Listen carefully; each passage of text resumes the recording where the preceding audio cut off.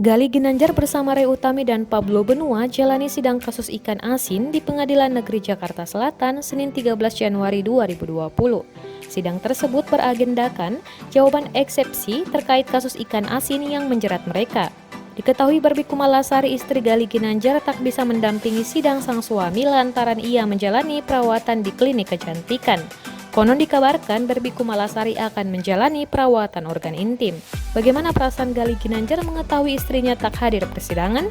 Nggak apa-apa, yang penting kan kemarin sudah dijenguk, katanya ditemui sebelum sidang. Meskipun sang istri tak mendatanginya bukan karena perkara darurat, Gali Ginanjar berupaya menerima. Baginya yang paling penting adalah dukungan sang istri. Sebelumnya tersebar di kalangan awak media, Barbie Kumalasari akan merombak organ kewanitaannya. Ia akan menjalani proses perawatannya di kawasan Tanjung Duret, Jakarta Barat pada Senin 13 Januari 2020 siang. Gali Ginanjar juga menanggapi santai rumor yang menyebut rumah tangganya bersama Barbie Kumalasari diambang kehancuran. Ia mengaku tidak ingin banyak menanggapi isu-isu semacam itu dan justru mempertanyakan kenapa wartawan menuliskan rumor tersebut.